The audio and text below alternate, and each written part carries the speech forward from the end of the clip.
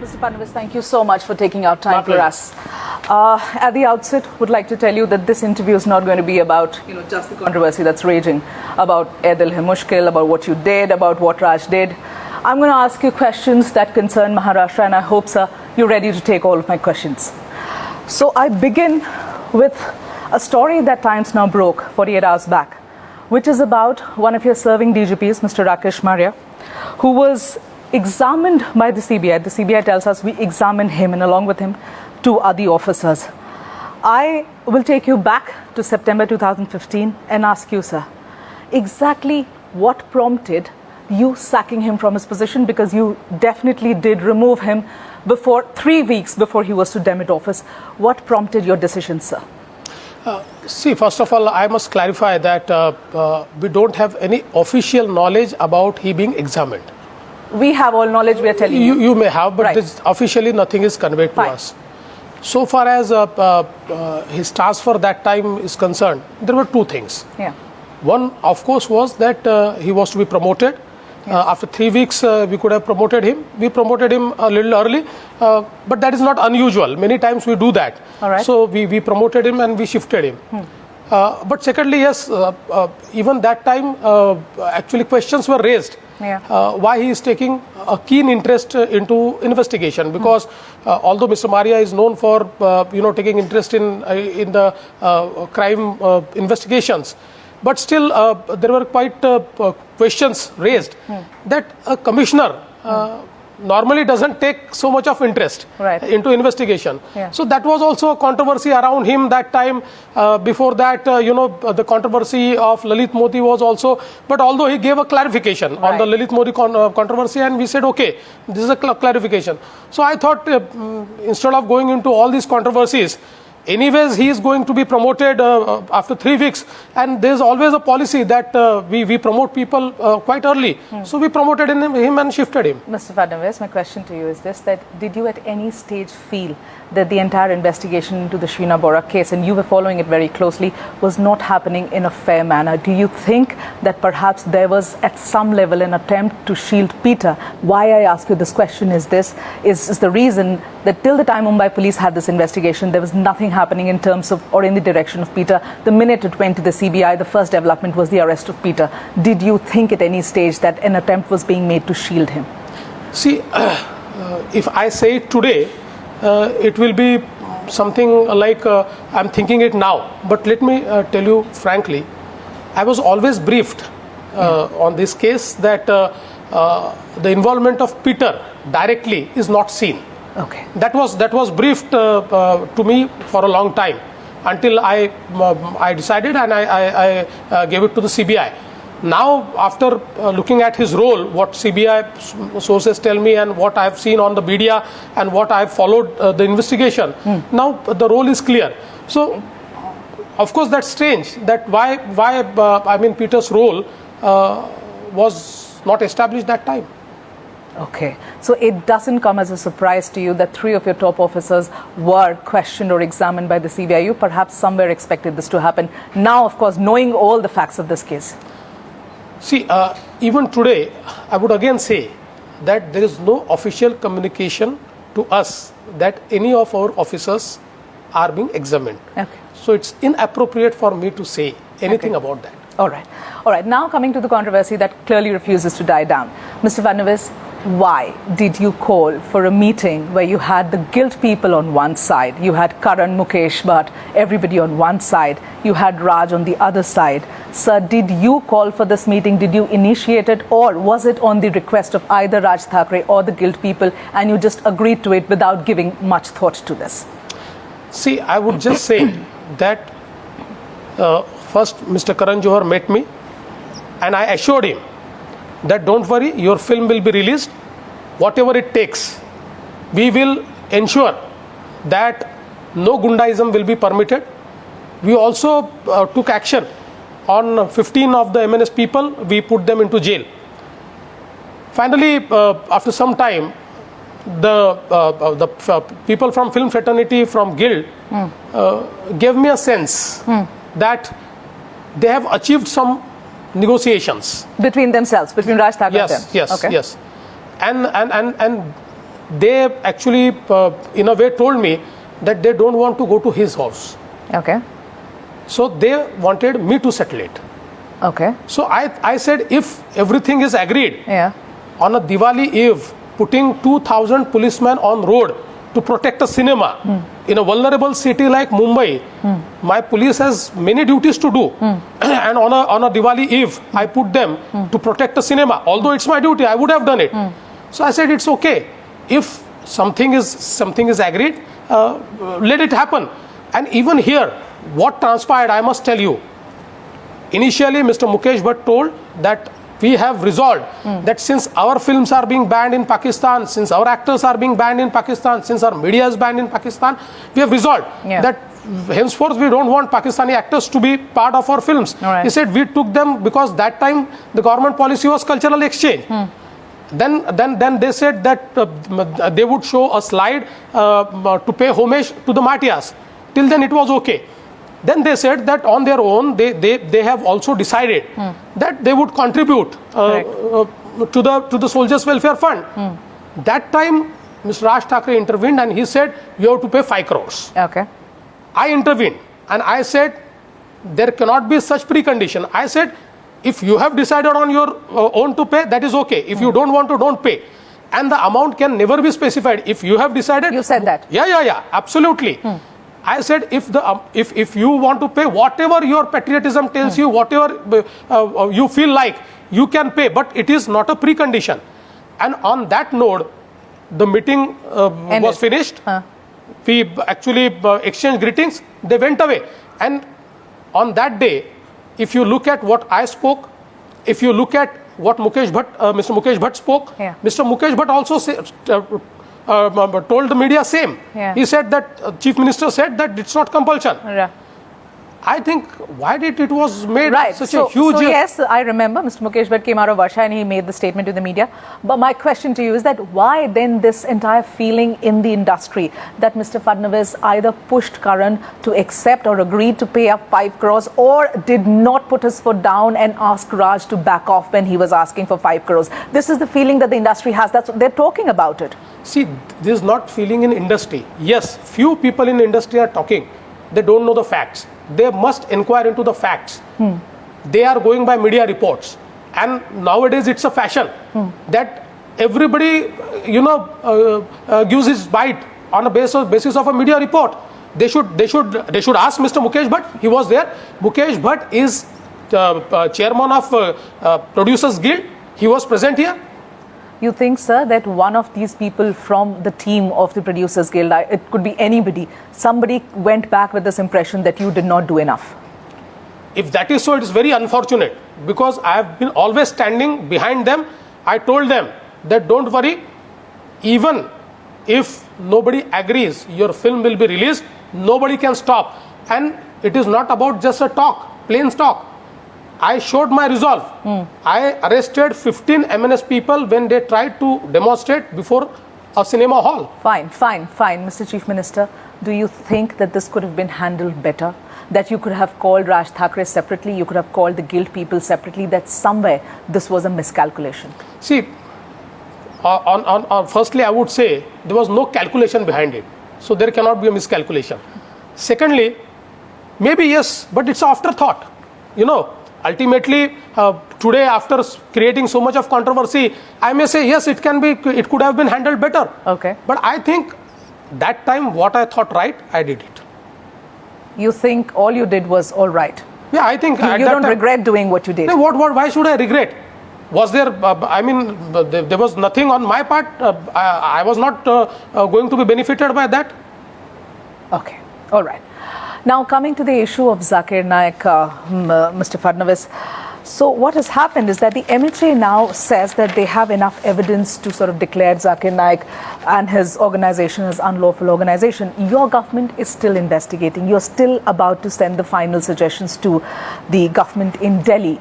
I would like to ask you, sir, that on the basis of the evidences that you people have at this point in time, you think that your government will have enough to recommend a straight ban on IRF and ensuring that this man is brought to book? Will you recommend a ban?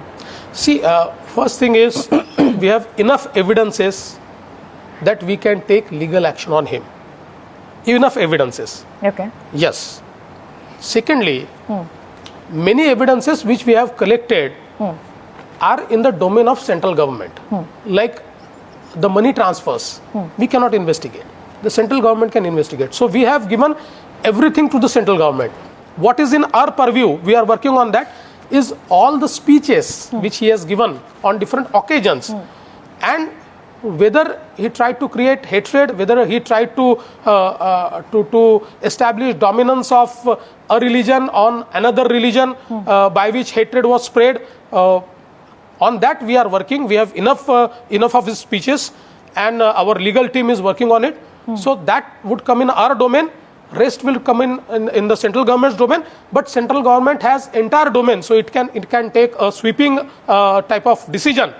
I think whatever material central government needed, we have already supplied. You've supplied. But when I'm asking you, what will be the tough decision taken by your government? Give me a straight answer, sir. No, that's a straight answer. You see, when I am telling you, whatever falls under law, under our domain, our purview, we will take a decision. Because nothing much is being done about bringing him back. See, so far as bringing him back is a secondary issue. First, you have to establish everything. You have to ban him. You have to register a case against him. Banning is in the central domain, and I'm sure at appropriate time they will take a decision. All right. Coming to the Bollywood, and why I ask a question about Bollywood is that you, of course, have a clear association with Bollywood. It's right here in your city. People like Salman Khan, you know, when they took a stand right at the very beginning after the Uri attack and went on to say that you should not be targeting Pak actors, let them come in. There's no point asking them to go back. They should be allowed to work here. Taking a stand against our own country, some people said. You know them very closely. Somewhere deep down, does it upset you that our own did not stand by our own country, by our own soldiers? See, first thing is, if you look at the perception of public at large, public perception is totally against Pakistani actors. Because the way Pakistan has been targeting our soldiers, the way it has been disturbing not just our country, but even the film industry. Because look at the past instances where Pakistan supported terrorists have actually tried to enter the film industry, have threatened, have financed, have earned money from the film industry at some point of time. Although today that doesn't hold quite reality, but this has happened. So I think that whether it is Salman Khan or anybody, they should at least, sense the public sentiment. They must understand. You may have your opinion, and in democracy, everybody has his opinion. But it's not that every time you express your opinion into public, when public at large wants that no Pakistani actor should act here.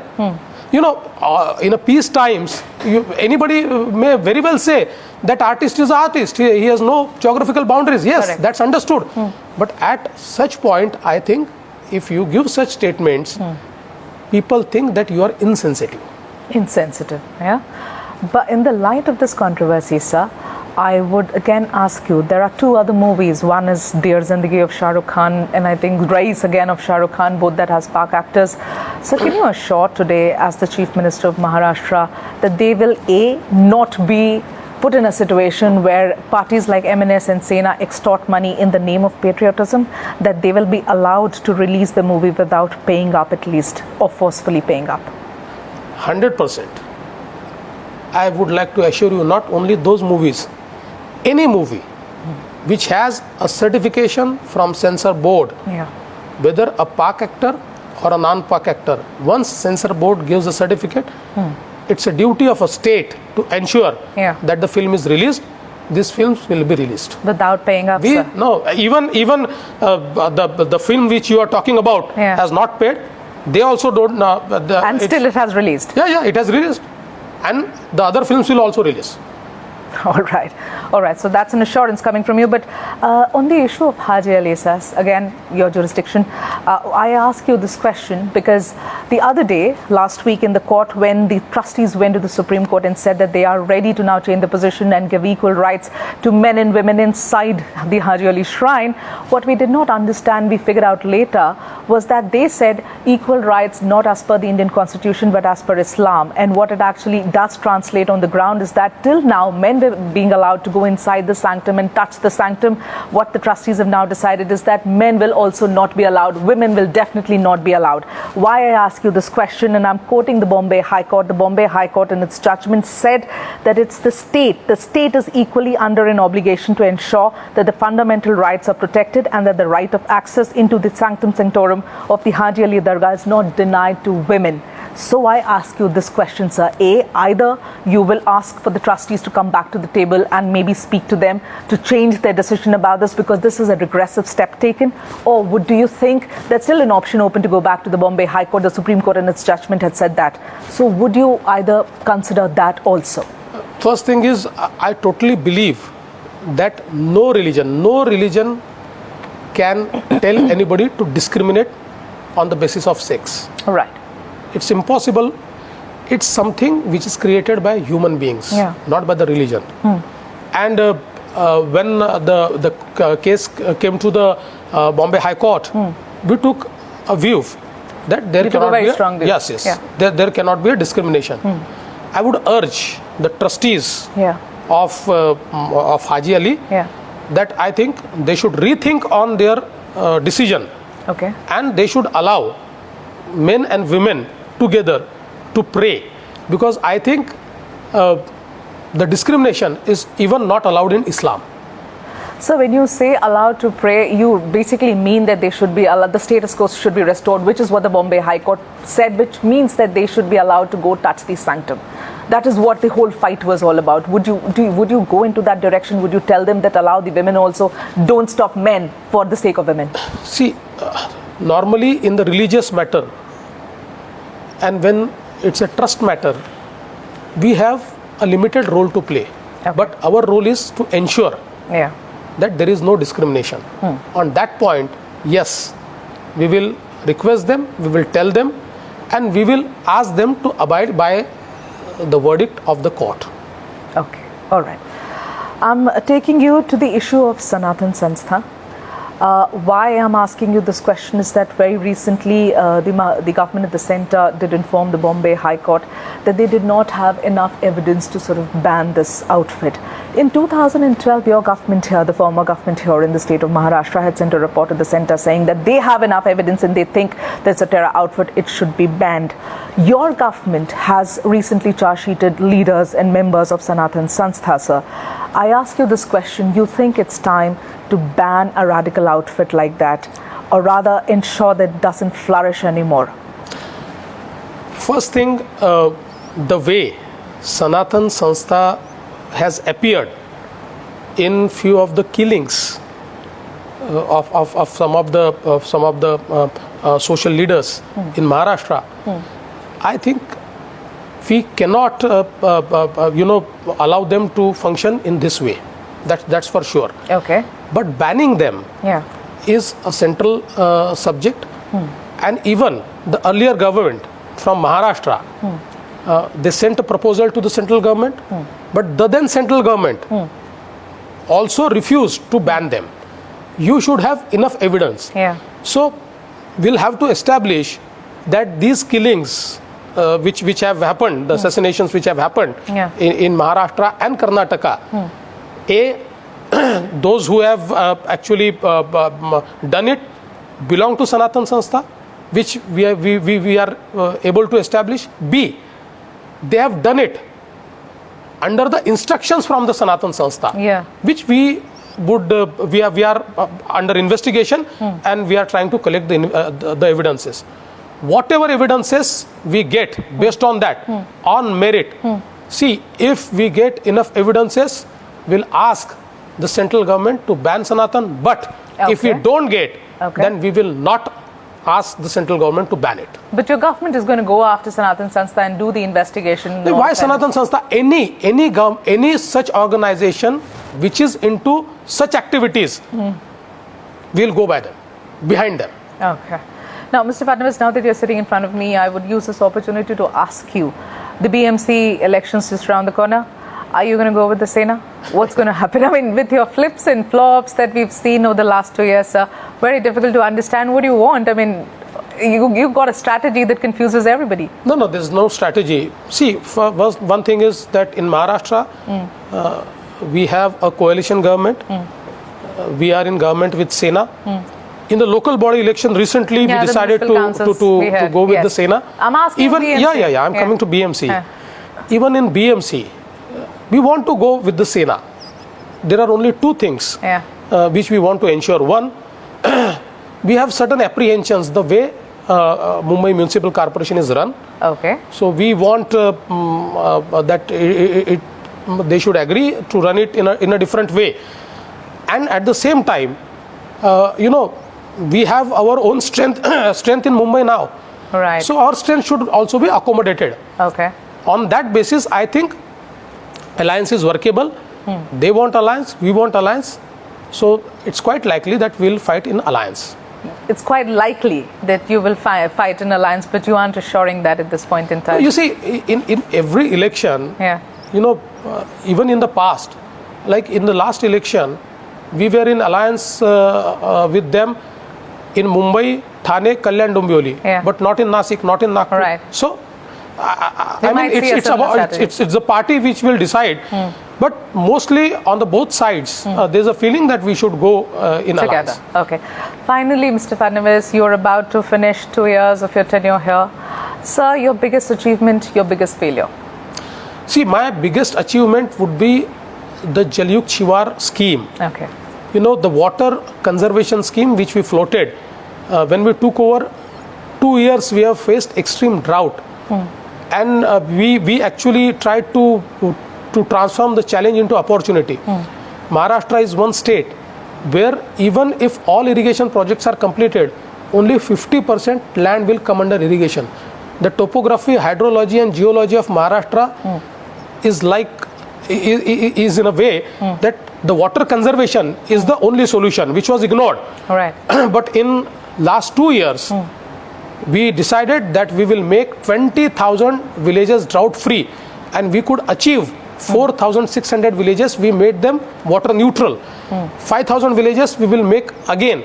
And I think the amount of public contribution, participation which we got here, all the people from different classes of different stratas of society, the way they contributed, 505 crore rupees public contribution into one scheme. Yes. And it is changing the face of Maharashtra. I think that has been the biggest success. Although there are many successes, like we have improved our position in learning ability. We were 15 in the country, now we are third. Right. There are many things. I don't have that much of time. You will not give me that much of time. But I think if you talk of failures, I think my failures will be gauged in the last year. But I say that you don't want to point one out right now. I would like to tell you, I still have a lot of challenges, and my biggest challenge as of today is sustainability in agriculture sector. I'm working on it. That is the biggest challenge I am facing, and I'm sure in 5 years I will do something on that. You will. Okay, and I believe Maharashtra has just been denoted as the most innovative state. I think the report has just come in, so congratulations for that. Thank you so much. Mr. Fadnavis, pleasure talking to you. Thank you. Thank you. Thank you very much.